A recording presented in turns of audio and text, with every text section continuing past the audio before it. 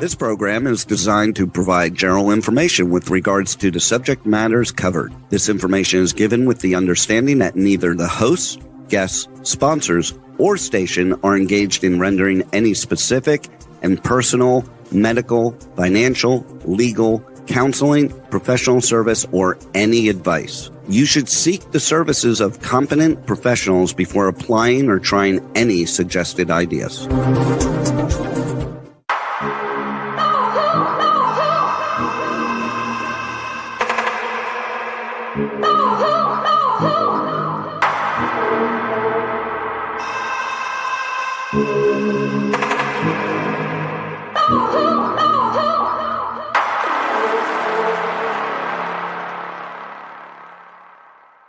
Good morning, True Seekers and True Crime Junkies. Welcome back to another episode of Hit the Road Jack, Finding the Zodiac.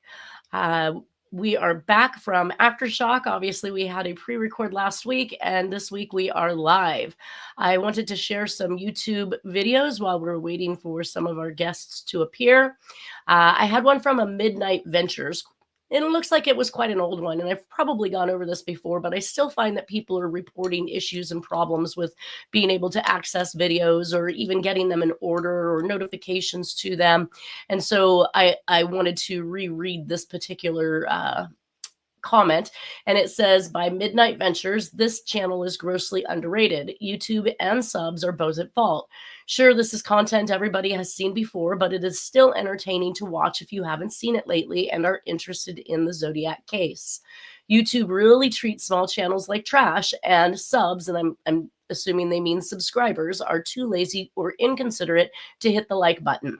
So with everybody out there that is a subscriber to this, please do hit that like button, share or, introduce other people on your channel to it and get this thing rolling so many more people actually have an opportunity to see the evidence for Jack Terrence being the Zodiac killer. Another person at More K 1967 says, oh my gosh, why did I not ever know about this guy? The composites look like him. I am leaning toward it being this guy. And I think I've said this a million times when we're looking at some of these false suspects that are put forth just to kind of confuse the situation or make it a little more complicated for us to come to the right conclusion as to who should be the suspect that's being investigated, is that oftentimes these fake suspects do not look anything like this composite. And these individuals are doing anything they can to obviously take away from or disregard the composite. But I do like to remind people that the main and the most prominent composite in this particular case was a sighting that was given by a police officer who had actually ran into the Zodiac killer in the Presidio in San Francisco after Paul Stein's murder. So our next one, which is more current, is Cutie Pie HH3GG. And she said, I'm going to guess it's a she, sorry if you're not, says, as always, the police are useless. And I responded that I think there's dirty people in every aspect of life, and that includes law enforcement, unfortunately, should not take away from those that are good, are indeed good. Now, we know that I've been covering a wrongful conviction case for murder with Peter Wilson, and we just did an episode on Dean the Pipe Man Piper's podcast last week, where we kind of covered all of the information up to date on that wrongful conviction. We're looking to obtain a writ of habeas corpus because indeed the cop was bad and he framed basically Mr. Wilson by planting his blood at the scene of the crime.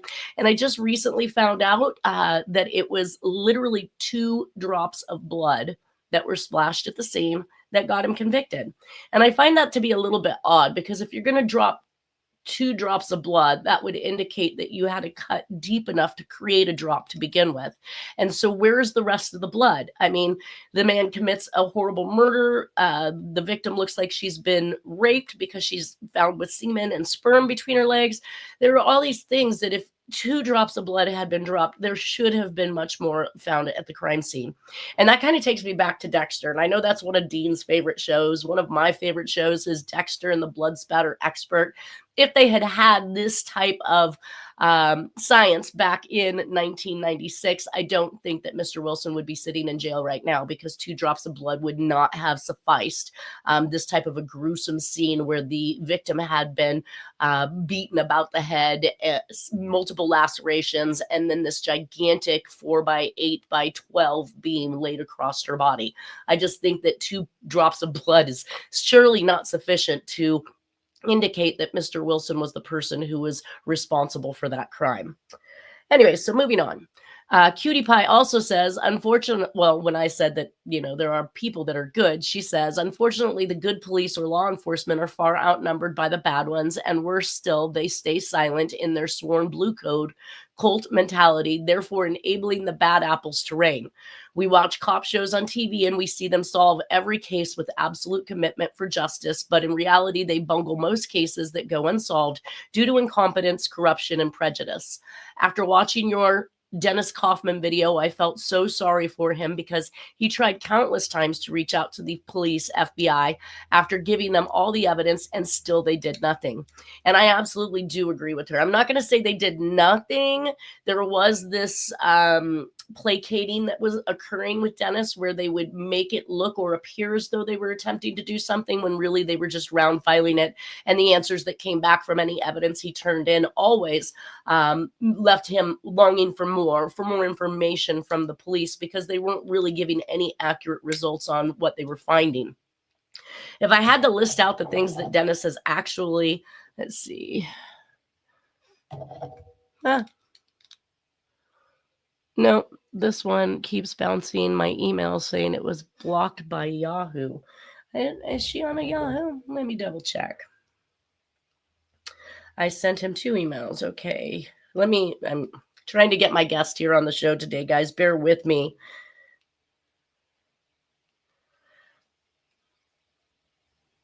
All right, let me see if I can actually get it off to her. We'll see what happens here. Forward.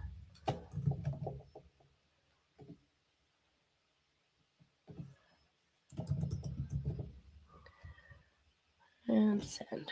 Let's see what happens.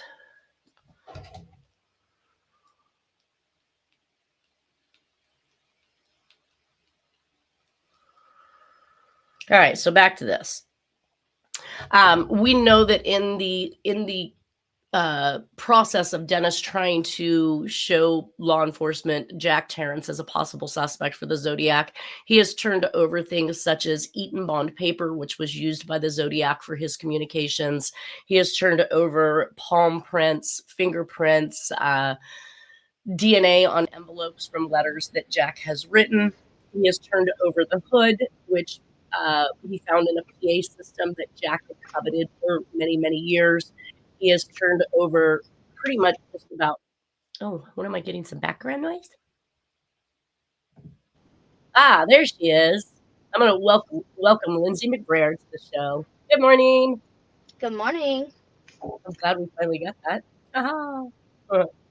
All right. So I'm very interested in this case you just introduced me to this morning, because we are actually in 1996 right now, and we're about to find out where Jack was during June of 1996. So hopefully that answers some of your questions. Yes, I was actually excited, and then when I couldn't get on, I was like, oh my gosh, no. Right at the last minute. Yeah. I was just kind of covering some of these messages from individuals and their, thoughts and feelings on law enforcement not doing their job. And Cutie Pie seems to, I'm not saying she's wrong, because obviously my response, you can see here to the right. I'm not going to bother reading it, but Tom Dixon was a link analysis detective, one of the first link analysis detectives, when they first discovered that people had link analysis blindness, and that was due to proximity or time. So they wouldn't couple or put these potential crimes together as it being one person, because they were either in another state or they were at a different time frame. And for some reason, cops believed back then that if you were a killer, I guess, you maintained one place of residence, you only killed around there, and you only killed for a period of time, and then you quit and went away and did something else. Yeah. I think that's kind of hilarious. But So Tom Dixon, being a link analysis detective for San Francisco PD, had hired his friend, we've talked about this, Lloyd Cunningham, to protect his stepdaughter in a forged will case. And of course, they did win the case, but that was that good old boy system that she's talking about, the boys in blue protecting each other. And then we have we have a judge on the case. Now, this was the estate of Richard Scagliola. And the judge on this case literally said right in open court, you guys remember we need to be out of here by 4:30 p.m. because we have tickets to the game. And when he meant we, he was talking about himself, the opposing counsel to this case, and Lloyd Cunningham, the document examiner. So I was literally just beside myself listening to that. And I decided at that point that I was not going to continue on to law school, even after having taken a legal assisting degree and taking the LSAT and preparing myself for something that I thought was going to be really good. Everybody always said I was a great arguer and that I should be an attorney, but after seeing the way the system works, I just figured it probably wasn't for me. I would be in contempt and I would be in jail, basically. All right, so let's move on from these particular...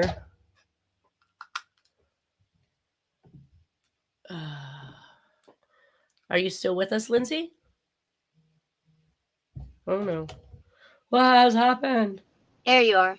There you are. There you are. So Cutie Pie goes on to say, it's interesting you touched on 9/11. Have you heard of the dancing Israelis? I'm not sure what that means, and I'm going to have to do some... Do you know what that is? I've heard that phrase somewhere.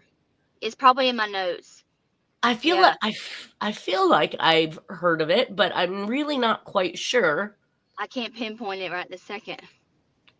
Do I just research? Oh, yeah, and I asked if I just researched dancing Israelis, and I didn't really get any response back from that yet. But I will research it. I will check it out. I don't know if that's them ultimately attempting to push this back on a foreign faction that has done these events in 9/11. I know that I focus on 9/11's not the actual date of 9/11. Oh, that's where it comes from. What? Yes. So they do have involvement in the involvement that I have found is their spy system, in which that we used during that time, the United States used, for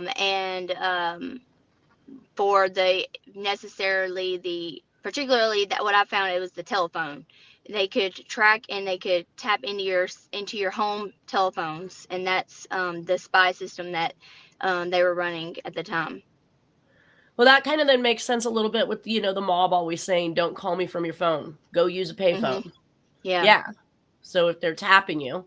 So that's what really the dancing Israelis is just that particular method of tracking. I think it's the dancing part. That word would there's different aspects of it. That was just one that I found that is documented in the 911 files. So that of their spy system that we were contracted with them to use. Oh, okay. So that just gives them the opportunity to do whatever else that they need to orchestrate something. Right. Well, if they've got the in on your house, and maybe that's why nobody wants to use a home phone anymore, right? Yeah. You've got WhatsApp, and WhatsApp was then bought by Facebook, so it's not private anymore. And then they've moved on to a system called Signal, which I personally use Signal. Like the second I heard that Facebook was buying WhatsApp, I knew it was no longer going to be available. It was no longer going to be unmonitored, I guess. Be careful about Signal too, because as soon as Signal came out, I did the same exact thing. Me and my mom would message on there actually about different things that we would discover and investigate. And then she suddenly one day sent me something that says, well, nope, somebody has access to this too, so we're getting off of this. Really? Yeah, I can't remember what she said, but it was something. This was months and months back. So because we had been using it for over like a year at that point. And she was like, no, I'm deleting the app. And I was like, okay.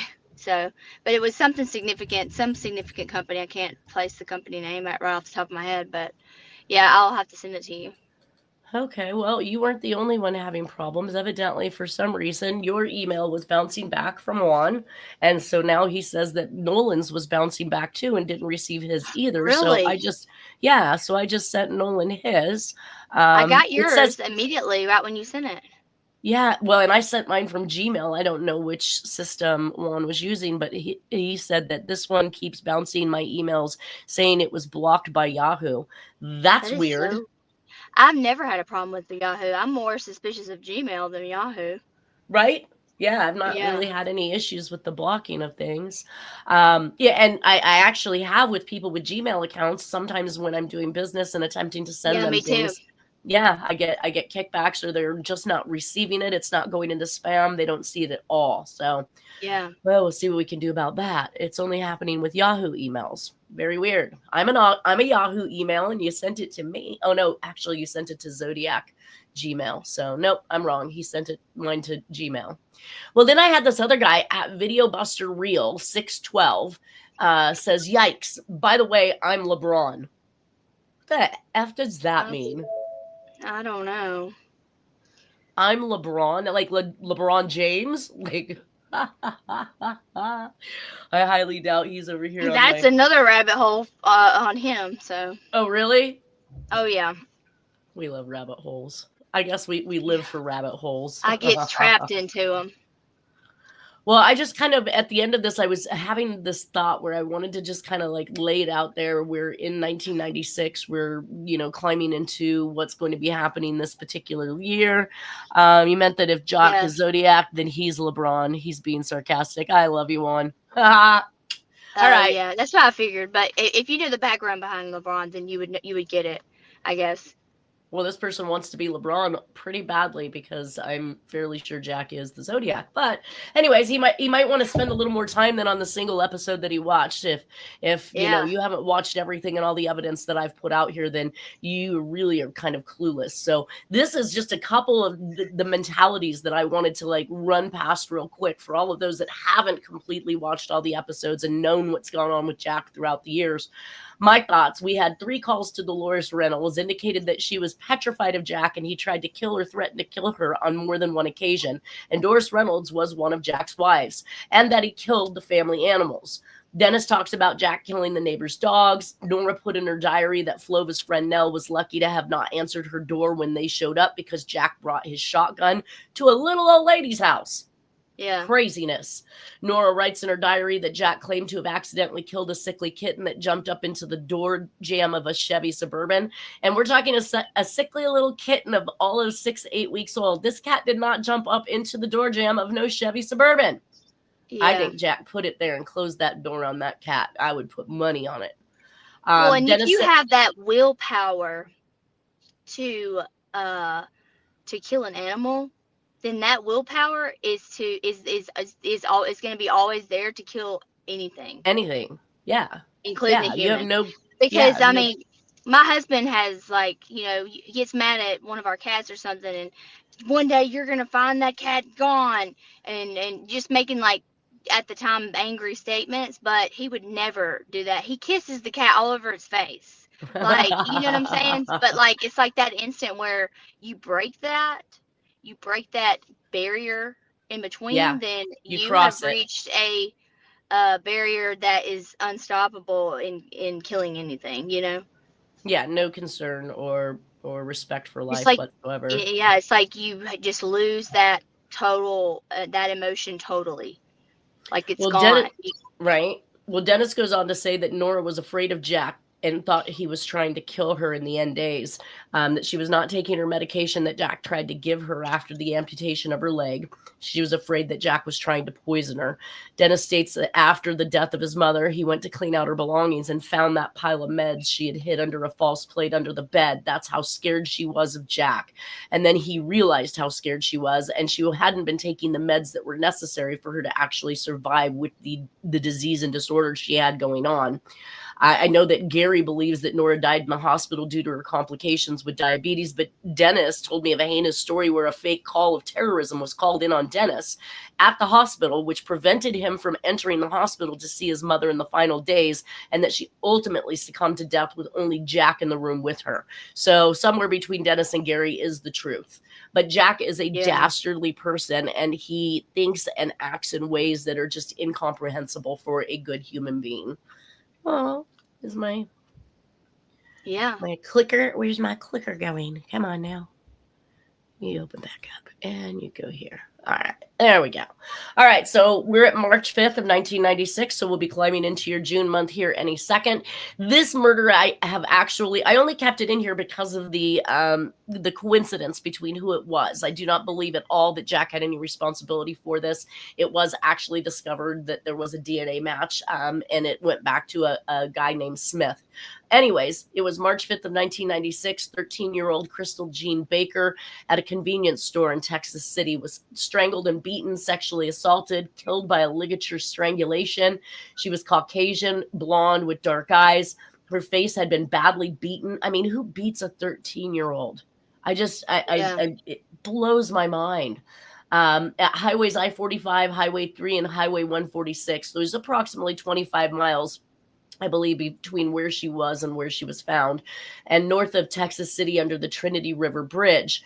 Now, Norma Jean Baker was Crystal's great aunt. So that's Marilyn Monroe, basically. And that's why I left this one in here. Like, what were the chances that Marilyn Monroe's great niece would have then suffered a fate somewhat similar to what Marilyn Monroe had gone through, or at least I believe that she had gone through. That is weird. Right? Very, very crazy. So I was thinking at first this was, there's a series in Texas. There's like a couple other ones in Texas of a convenience store woman. And I think only one of them, this one, I don't know if I've came across this one or not, but I didn't, if it is this one, then I didn't realize she was 13. I was thinking that she was older, but she wasn't working there. She was just taken. Yeah, evidently. Okay. It's another one of those convenience store, abductions.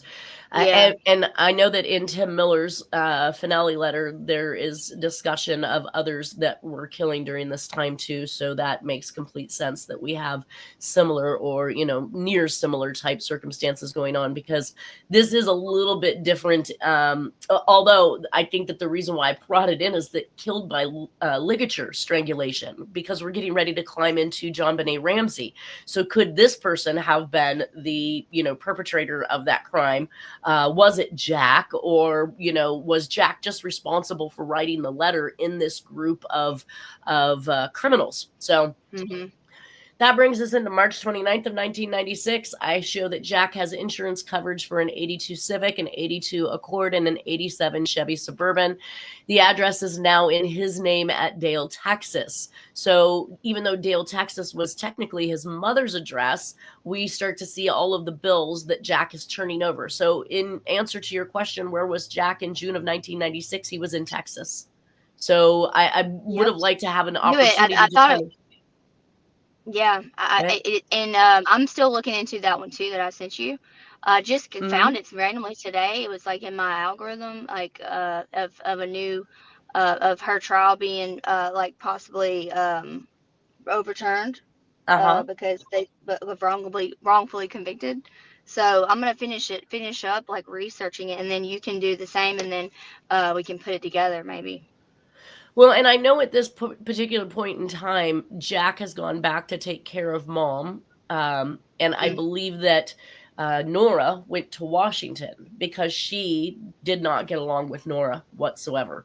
So there's a possibility that during this time frame that Jack is there with nothing more than to do than, and I want to say take care of his mother, but if you notice over here to the right, here's a Nesbitt nursing home receipt. So Jack, and he's calling himself John. So let's look at this. He calls himself Jack Terrence on the, I think this is a cable bill. Beginning payment standard. Yeah, so on the cable bill, he calls himself Jack Terrence. At the nursing home, he calls himself John Terrence.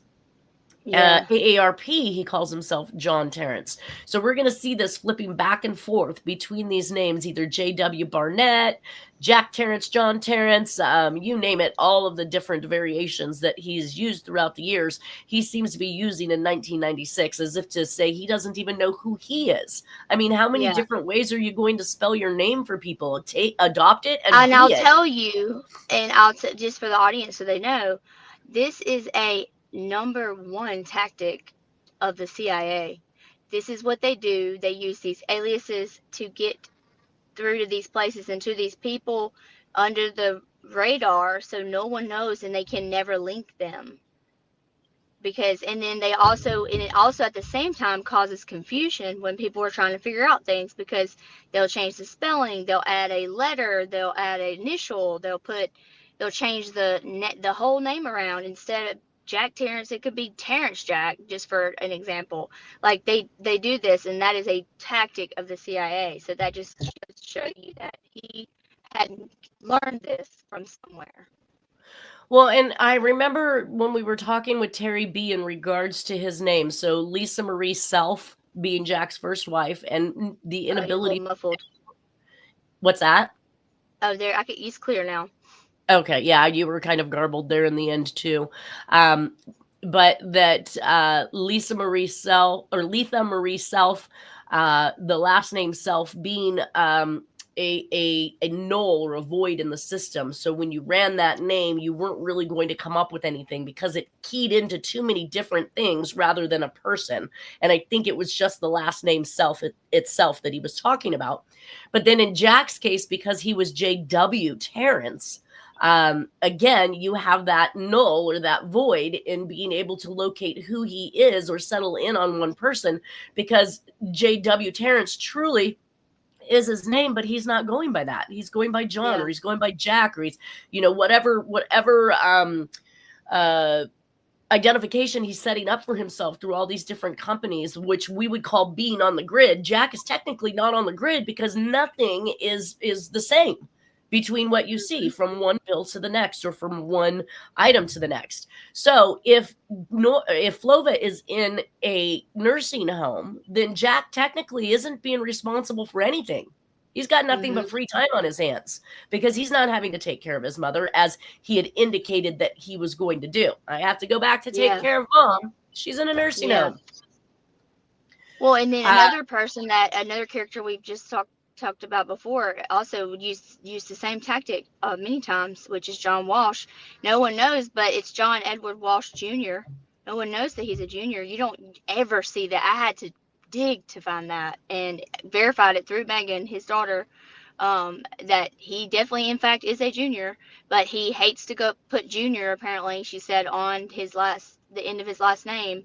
Never uses his middle name or initial. It's always just John Walsh, and that's it. And he hates for anybody to put anything added to it, which is just crazy to me. Right? Well, and I remember my children's father was a junior. He was a second, actually. And so the credit reporting agencies would take three commonalities, whether it's name, social security, your address, relations to somebody else. And if three of these items could be met, then they smacked your information together. So it literally said on his credit report that he was married to his mother with 3 children at the age of 22. Because his name was, so it makes it literally impossible to actually separate out individuals. Impossible, yeah. And that went on for years and years. All right, so we do see here that he is still currently paying the bills for Flova at the house, which is the energy bill and the water supply. He is also paying his own bill for cable. So obviously when he got there, he had to change it out of Veazey's name, which I didn't bring up. He had Hubert L. Veazey Jr., there's another junior, was listed on this cable bill until March 1st of 96. And then on April 1st of 96, we see it in Jack's name. So that must have been around the time that he moved back to Texas to take care of Mom. And we just talked about those bills. So then on May of 1996, we show calls to Lacey, Washington.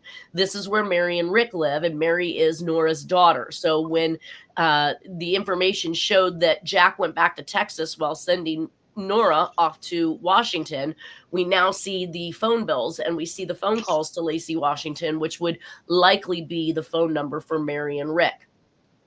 I had thought at some point, or during this point, there was a possibility that they were in Boulder, Colorado. But over my research this last week, I was able to discover that, nope, we definitely have Mary and Rick still in Washington. So what are all these phone calls to Boulder, Colorado during this year? You guys are about to watch and see, and we're going to discuss those phone numbers. But so far, we can see a whole lot of phone calls to Roseville, California. I'm going to assume that that's Dennis.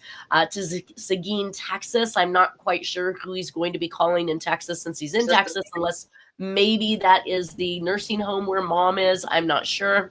What location was it? What? Seguin, Texas. Okay, So he I'm actually gonna make a note of that. He actually, and maybe he's calling around for a place to live, because that's another thing that I noticed. Over here on this bill, he's showing the Route 1 box 179J1 in Dale, Texas. So my presumption is that when he went back to Texas, he was back at mom's house. And we saw that the cable bill was in fact for the Route 1 box in Dale, Texas. Now, as of May 1996, we have Southwestern Bell bills that go to 800 Nelda Street, Lot 20, Seguin, Texas. So Jack didn't move back to mom's house. Jack moved into his own place, and maybe these phone calls that are occurring on this particular bill are him looking for a place to live, or moving into the new place. Now, also take notice to the misspelling of the last name, Jack Terrence, with an E.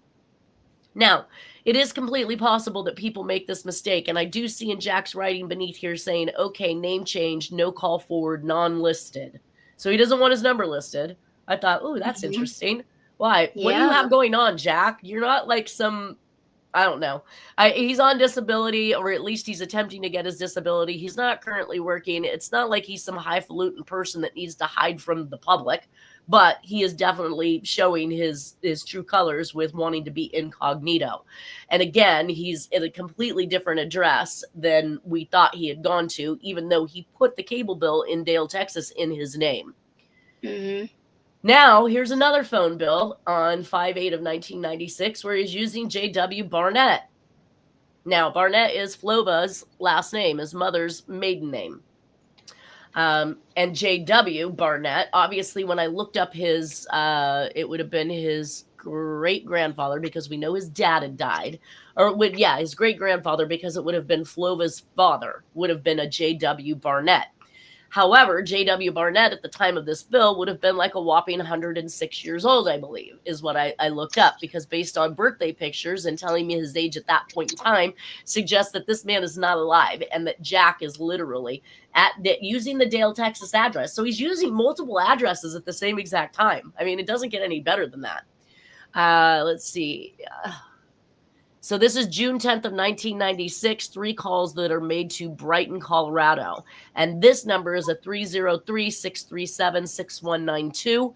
I had seen another, let's see if I can see. I had seen another Colorado number, which I thought might have been the atomic clock for time. Like, right? There used to be this number, popcorn, that you'd call, right? But I thought popcorn was kind of a set number, and it's based off of the keys, the alphabet keys on the phone for the number popcorn. But I was always under the kind of like when you're dialing for information. Yeah. When you used to hit 411 and get information, you would dial this number and it was popcorn. So the 7 digits were popcorn, and it would take you directly to the time. So if your power had gone out and you needed to reset your clocks, we didn't have cell phones back in these days. We had a number that we called to get the accurate time so that we could reset all of our clocks. So at first I thought, well, maybe he's calling because of that, but we're seeing phone calls into Colorado, and I don't know who he could possibly be calling at this point. I had originally thought that it had been Mary and Rick, but we see that he's still calling Lacey Washington, and that's where they lived. So yeah, it's a bit different, whatever's going on here. Well, and let me just tell you this really crazy fact in between this, because since this is like a couple months before, the husband of this woman that was people believe were wrongfully convicted in this certain case, and I'm not gonna go into whole detail, but her husband was actually had his own business with an electronic industry, which included circuit boards.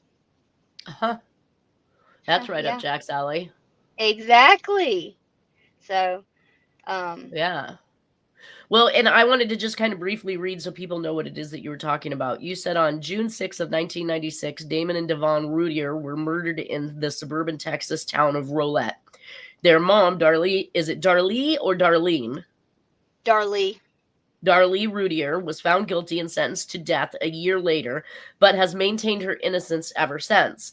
It says, I think I have another case I have found in Texas in 1996 where, and now, so this one's a separate case from the Routier? No, that's a Rudier. I Okay. probably just worded it crazy. Says number one, a woman was, I believe, possibly wrongfully convicted of murdering her children and almost killing herself by slicing her own throat. But the wound to the neck was severely cut, almost fatal, and some experts say she couldn't have inflicted her own neck wound, let alone with her own bruises on her arms from fighting off an intruder if there was one. Number two, another thing is there was no other evidence left in the house from another suspect. And number three, the husband had a self-made career with his own electronics company. No murder weapon was brought to the scene, only a kitchen knife used from the home kitchen. So basically, if I take from that, she has bruises on her forearm, you're saying? Oh yeah, it's from and whenever I say not just the like people are just probably picturing a couple little bruises like you get when you fall. It was from like her wrist all the way to her shoulder, like this entire arm. I don't know if you can see my arm, but Yeah. this entire arm, in the inside of it was completely almost black. It was so bruised, almost like people would they described it as like it looked like her arms had been twisted like this, and she was fighting it like in caught Gotcha. in yeah. I think it's pretty So, impossible to cut your own throat. I mean, I don't imagine that too many people could do something like that. and she had to have surgery to because that there's a piece of muscle that this thin piece. It looks kind of like if you. I always thought of it when I was in nursing as like I always called it the seat belt. So it's like a seat. It looks like a seat belt like this, and it goes like right here, and it actually covers that artery. But before that, it's like a little piece of slither of another piece that goes over that artery, and then that seat belt muscle goes over it. It had completely went through that muscle piece covering that artery and then it got almost to the slither of that piece that covers that artery, and luckily if it would have went through that little slither of the piece under that little seatbelt muscle, then she would have been dead. But Right. they had to go in and actually sew up that muscle piece back together and everything. So I mean, I don't know how she would have been able to do that. Especially a female. I mean, when I think about the Yeah. possibilities like Jack pulling his own breathing tubes and causing himself to pass in 2006, he might have been able to do something like that. But again, all he had to do was pull a tube, not apply some type Exactly. of damage to himself. Yeah. That is Yeah. fairly, that's fairly heinous. I don't know of anybody Yeah. who personally do that. All right, so let's see, Southwestern Bell. So now we're also going to start seeing the introduction of a cell phone. So this number, 210-303-4747, comes into play with me being able to track Jack throughout the rest of this year based on where he's at, because it actually gets to tell you place called and where they're calling to and where they're going to. So we're going to see a little bit of that in here, and that's as of August 15th, 1996. Now, I don't know a lot of people who could afford to have a cell phone during those days, so I'm still kind of boggled with Jack not even barely making disability because he's not getting it. We just saw that he's still waiting and still trying to get his state disability for not being able to work. Yet we see him owning a cell phone. Again, Well, I know that in 1996, my mom did not have a cell phone. I know my parents didn't. No. You had a pager. I think it was a pager that was going on, right? I think the first thing that I seen my aunt even have back then was a car phone. And those things were gigantic. They were bricks. Yes, they were. So that's basically where we have Jack. Jack is actually in Texas. So is this particular routier murder, you said, in Texas as well? Did you have the town? It's yep. It was. Oh, I just beat the horn. I'll tell you real quick. Oh, town of Rolette. I will check to see where that is and play with Seguin and Dale, Texas. Yes. And keep in mind that I also think that there is about a 2 to 2.5 hour proximity in which the Zodiac would have operated in if Jack, being that person from South Lake Tahoe, was still doing some killings in the Bay Area. That's about the 2.5 hour out time frame. So even anything that is occurring within about 2 to 2.5 hour time frame in Texas, I believe that proximity is still good for Jack. Yeah. All right, so that brings us to, I found all of these different computer commands. So this again shows the innate ability to program and to work with the computer system that most people were not even privy to, let alone know how to actually put in the proper DOS commands in order to get the stuff that they wanted. So, and then you have that husband of that circuit that creates circuit boards. If anyone doesn't know what a circuit board is, it's a computer keyboard. Right. And it's like, and it controls the circuit board inside the computer. And here we go. We've got all of these. And wow.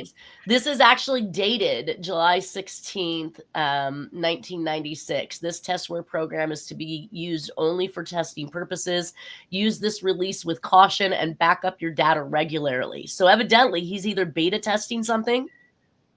And how do you get in on that? I mean, I'm astonished with what Jack has and can do and what he knows and what he's a part of. So on July 15th of 1996, I found a picture of Jack's brother, Don, and Eileen, but I couldn't tell whether or not they were in Texas or if Jack was back in California because Jack traveled back and forth so much. We know that Don, I believe it during this time, was in Roseville, California, and lived out basically his life in Roseville, California. To my knowledge, or at least the information that I show, that's the last place I had him. So this could either be a picture of him visiting Jack in Texas or Jack visiting him back in California. I just couldn't actually find the picture. I was looking for it this week. On July 17th of 1996, we had the new address for Jack at the 800 Nelda Street, number 20, Seguin, Texas.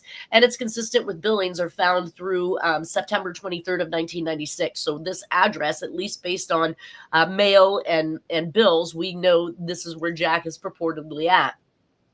There are more random calls to Boulder, Colorado. I'm finding them every week or two within the statements. And we're going to talk about, we'll come across that other number that I think may possibly have been a calling in to check the time. But that last number that I just read off certainly wasn't. So it would be interesting to note who he's calling in Boulder, Colorado. And why? Why did Jack keep 1993 and 1996 diaries of Nora? Clearly, she was known to write in a diary. Why just these 2 years? The one that puts him in Arizona, where he's at Arizona University, and Purina Mills, and then the 1996 one that clearly shows that he was not with the family in California for at least a solid month between the end of November and Christmas of December. So, well, and if you didn't have all these phone records and things, you still would have her diary to pinpoint him that he wasn't in California. Yeah, he wasn't there, but the diary would have only told us that he had purportedly gone back to Texas to take care of his mom again. But once again, she's in a nursing home. How much care can you be providing when the nurses and doctors are there taking care of her? You can be there to visit, and we know he loved his mom. But you don't live in an area just to live there, just to go visit every now and then. Right. So on September 3rd of 1996, here are some more. Oh, this is the phone number. So on September 3rd of 1996, there's another call made to Boulder, Colorado. It's a 303-494-4774. I wrote down possibly checking time just because I knew that Jack was infatuated with the atomic clock and the accuracy of time, and that comes out of Boulder, Colorado. I'm not sure that this number actively goes to that. I didn't actually try to call it, and maybe I should have. I just assumed anything that old is probably not working anymore, but if it is for time, it would probably still be good. But I have a system that I use for to look things up, and so I can plug that number in there, and it will tell me even if that number doesn't work anymore, or if it was even if it was given to someone, like, which normally they do, it would still tell me that all the background information of whoever had any connection to that number. It goes all the way back to the beginning of when the number was created. So, I mean, Really? oh yeah, I'll be able to see who had that number. Oh, that would be extremely interesting. So we have Yeah. both of those Colorado numbers that we're already at the end of this time. I guess I tried to send that email to Nolan and it didn't make it too. So maybe now I'm having an issue with. Let me see if I don't can know. send it to him. That is just weird. All in all. That is so weird. Well, and like right now, they brought up the Jon Benet case again this year, and they have stated a couple of times, we're determined we're going to solve it this year, and that was just kind of weird. How are you going to know that you're going to solve it right next year? Right. You don't know that, so no.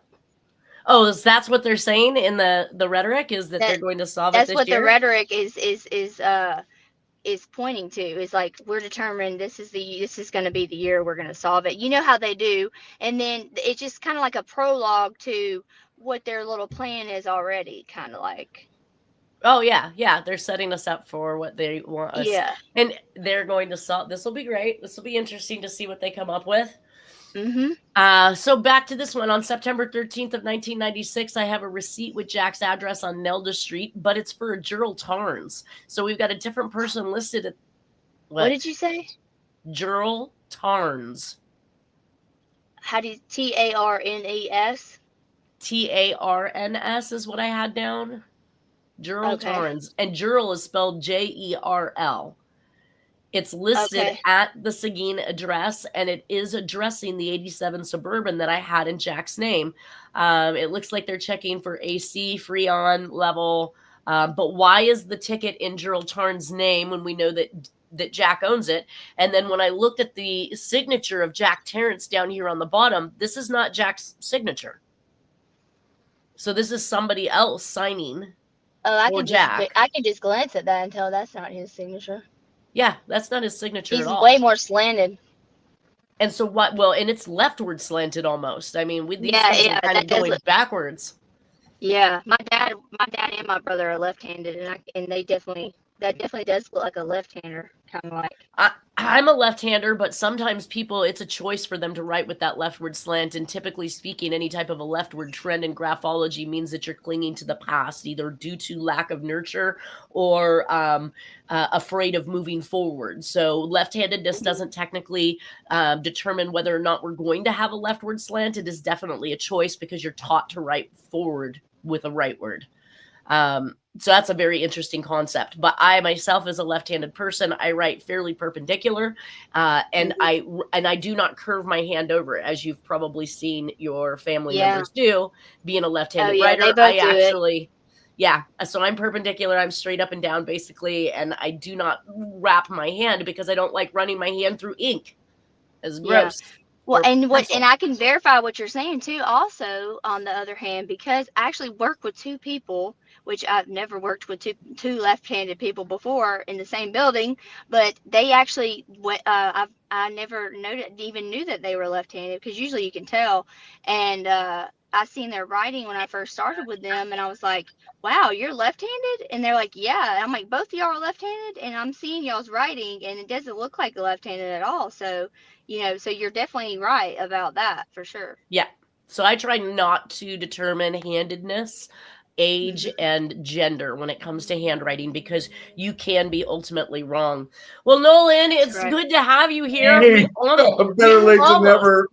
I know. We almost made it into Jon Benet Ramsey. We are at September of 1996 at this point, and of course, we're down to the final minutes or so, 2 minutes probably that we've got left here of the show. And we've just been talking about the moving of Jack. So we had Jack move back to Texas, supposedly to take care of his mom, and then Nora went to Washington. So we see all these phone calls to Washington, which is likely Jack attempting to contact Nora there while he's in Texas. this, but we see him bouncing back between two addresses, and we see that there are payments to a nursing home for his mom. So he really didn't go back to take care of his mom if his mom was in a nursing home. I'm finding things to be a little off, a little strange here. He had other intentions. Yeah, and lots of phone calls to Boulder, Colorado. And now that we've established that Nora is in Washington with Mary and Rick, we know that Mary and Rick are not in Colorado. So the phone calls that are taking place to Colorado are not to family members, to my knowledge at this point. But we do see that he is actively using a cell phone. He's doing some type of a beta test program for computer software, in which case it's giving him commands and how to work the program. There's a lot of things that are going on right now in 1996 for Jack that most of the average public did not have access to. Yeah. Okay, real quick before we get off the air, I watched on the History Channel Unexplained Mysteries. They had a segment on D.B. Cooper. And the theory on this one was that this may have been a CIA black op, just 100%. experimental, just to see if they 100. can do it. 100. Well, they were doing Wow, all I can't kinds of believe they actually said hijackings. that.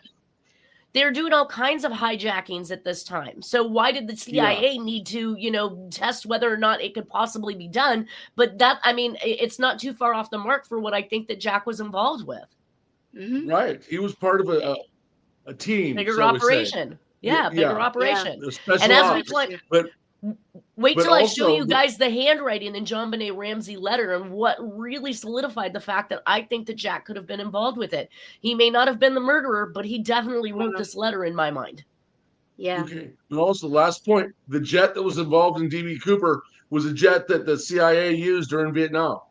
Go figure. Wow. So anyone, with military experience knows that you can jump out, parachute out of that plane, and you could lower the back and land safely or whatever they do, all right, and jump out without harming anyone in the plane itself.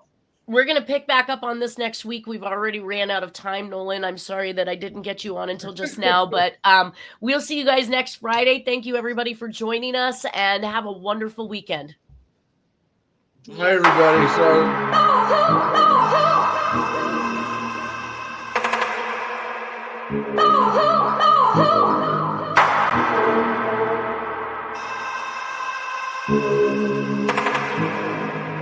Oh,